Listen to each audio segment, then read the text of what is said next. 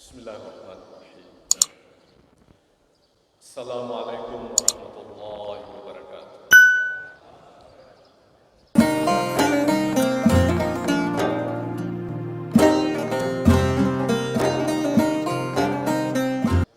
Alhamdulillahirabbil alamin.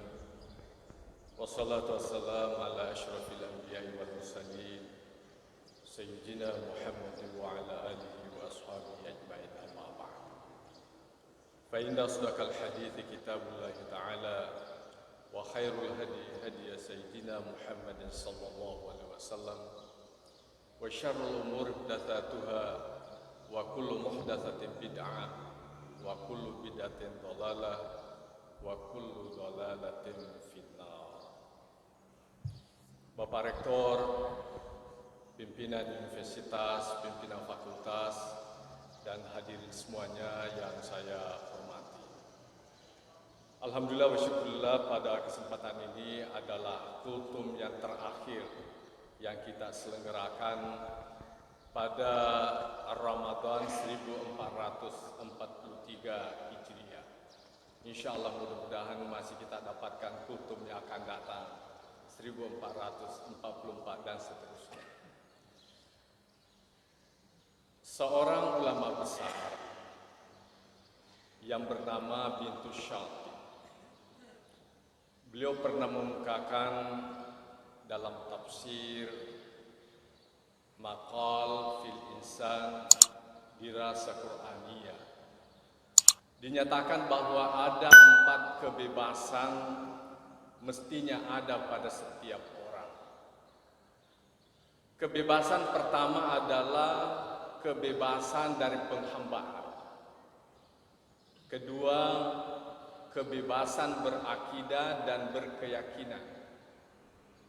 Ketiga adalah kebebasan berpikir. Dan yang keempat adalah kebebasan berkehendak.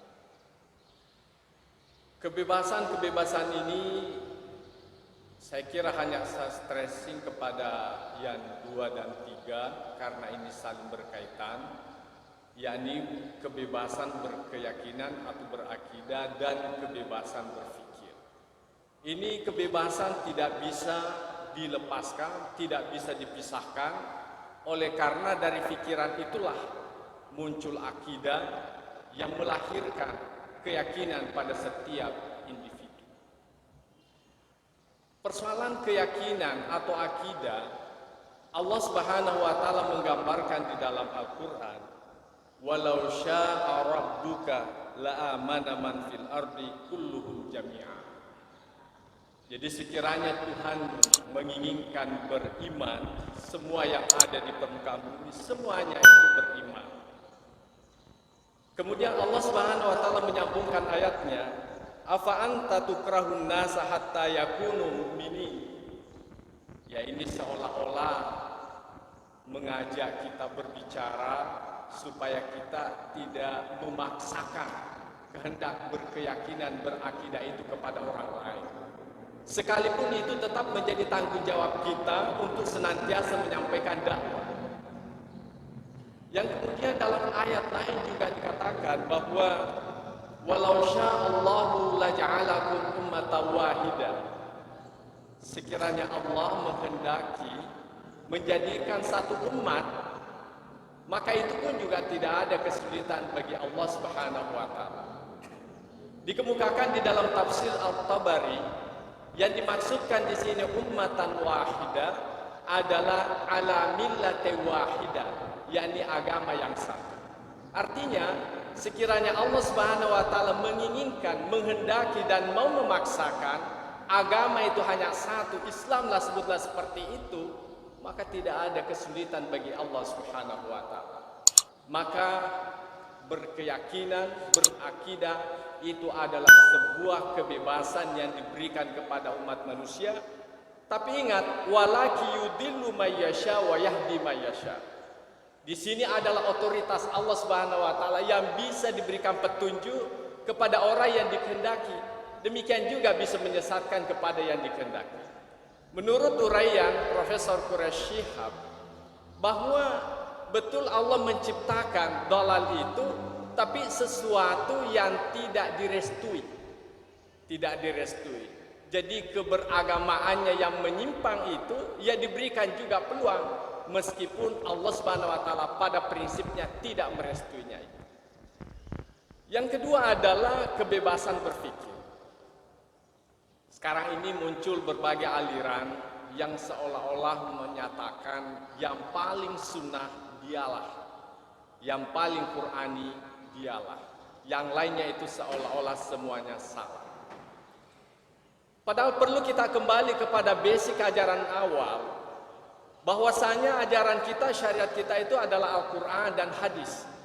Meskipun kita juga mengakui qiyas dan ijma sebagai bagian daripada ijtihad kita. Al-Quran secara penyampaiannya adalah mutawatir, dan ini kita tidak perdebatkan. Mulai dari hurufnya, jumlah ayat dan surahnya, bahkan seluruh yang ada dalam Al-Quran itu adalah diriwayatkan secara mutawatir. Makanya tidak ada perdebatan, mazhab apapun, teologi apapun, Syiah, Sunni dan sebagainya, semuanya sama Al-Qurannya. Oleh karena memang persoalan ini adalah mutawatir. Yang jadi persoalan adalah bagaimana dengan dalalahnya itu. Oleh Profesor Quraish Shihab, Profesor Harun Nasution mengatakan, Al-Quran itu hanya 10% yang qat'i dalalah. Artinya hanya 10% kandungan Al-Quran yang disepakati pemaknaannya oleh ulama kita. Berarti 90% yang lainnya dimungkinkan kita berbeda. Makanya masuk wilayah zanniyu dalalah. Bisa, dan itu dibuktikan dalam banyak pandangan ulama kita. Sebutlah misalnya salah satu, ada yang memaknai 3 kali haid, ada juga yang memaknai 3 kali bersih. Tapi semuanya itu adalah bersumberkan dengan Al-Quran. Inilah memberikan isyarat bahwa di dalam memahami Al-Quran itu potensial sekali kita berbeda antara satu ulama dengan ulama yang lain. Bahkan dinyatakan oleh Profesor Quraish Shihab bahwa terjadinya perbedaan paham, perbedaan pendapat, perselisihan pemahaman itu adalah Al-Quran itu sendiri. Tapi jangan diplesetkan makna itu. Artinya memberikan ruang kepada kita untuk berbeda paham dengan yang lain. Bahkan Profesor Quraish Shihab memberi pemahaman justru lebih kurang lagi. Beliau mengatakan yang qat'i itu hanya sekitar 5%. Jadi hanya 5% bisa kita sepakat makna Al-Quran. Sedangkan 95% itu dimungkinkan kita berbeda paham. Dan lebih tinggi lagi, yakni dikatakan oleh Ar-Razi. Ini dikuatkan oleh Asy-Syatibi dalam kitabnya Al-Muwafaqat fi Usuli Syariah. Apa yang dikatakan oleh beliau? Hampir tidak ada ayat Al-Quran itu adalah qat'i, kecuali bila dikaitkan dengan ayat yang lain. Hadirin yang saya muliakan, ini menunjukkan semuanya bahwa dengan Al-Quran, dengan pedoman yang termasuk hadis Nabi SAW, apalagi sangat dimungkinkan kita berbeda di dalam memahami syariat Islam ini, yang kadang-kala kita klaim itu syariat, padahal sesungguhnya itu adalah pemahaman yang tiada lain adalah fikih sebetulnya.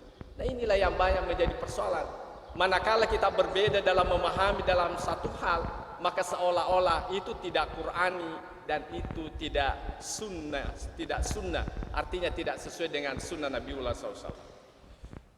Mohon maaf kalau saya katakan saya mendapatkan amanah sebagai penanggung jawab di bidang dakwah. Ada suatu hal yang menggelisahkan sekarang ini, oleh karena persoalan perbedaan itu sepertinya menjadi pemicu untuk menjauhkan apa yang kita tanamkan sekarang ini adalah harmoni dalam keberagaman. Jadi kalau tadinya 2 hari yang lalu Prof. Galid menyampaikan judul ceramahnya itu adalah harmoni dalam keberagaman, maka saya menjadikan pertanyaan, masih mungkinkah kita harmonis dalam keberagaman itu dengan mengaitkan fenomena yang terjadi di masyarakat sekarang ini? Apa yang saya mau katakan, bahwa baru-baru ini penolakan seorang mubalik kondang oleh pengikutnya di sebuah kota, dan di situ ada sebuah pesantren yang besar. Gimana? Seharusnya kan itu tidak terjadi, tapi itulah kenyataannya. Dan saya bertanya, kenapa itu bisa ditolak? Bukankah dia membawa ajaran Islam? Bukankah dia datang untuk menjelaskan nilai-nilai keagamaan? Tentu juga punya alasan yang jelas. Alasan yang jelas bahwa andaikan kita ini tidak dilempari batu, maka pastilah kita juga tidak membalas lemparan itu. Paling tidak kita tidak memberi ruang untuk melempari kita yang kedua kalinya. Saya tanya apa persoalannya yang sesungguhnya? Ternyata di bidang 3 hal ini mereka sudah masuk, dan mohon maaf kalau saya katakan kita adalah sebagai orang-orang akademisi mestinya mencerahkan persoalan ini, dan mudah-mudahan kita tidak larut masuk dalam persoalan itu. Misalnya persoalan akidah, dia terang-terang menyatakan bahwa akidah Ahlus Sunnah wal Jamaah yang tokohnya itu adalah Asy'ari dan Maturidi itu adalah aliran sesat yang kemudian ditutup dengan dalal mudillon. Semuanya itu ada dal, kullu dalala finnar. Bayangkan. Jadi kita ini calon penghuni neraka semuanya. Sudah sekian puluh tahun beribadah, salat, puasa, tapi tetap calon penghuni neraka. Kenapa? Karena kita berteologi Asy'ariyah dan Al-Maturidiyah. Itu salah satu contoh. Sehingga itulah karena mereka jenuh dengan lemparan-lemparan kritikan seperti ini, akhirnya mereka menolak. Yang kedua, dari persoalan ibadah. Persoalan ibadah ini kemarin ya, bagaimana persoalan ibadah itu? Saya kira Bapak Ibu pernah menyaksikan videonya, saya lupa lagi namanya, jenggotnya luar biasa panjangnya, mungkin ada 20 cm atau lebih. Dia katakan bahwa al-istimna itu, oh maaf ya saya katakan onani itu, dia katakan bahwa itu tidak membatalkan puasa, tetapi hanya mendapatkan dosa. Coba. Padahal perlu kita pahami bahwa kita ini berpuasa adalah menahan nafsu. Nafsu manusia itu pertama adalah makan dan minum.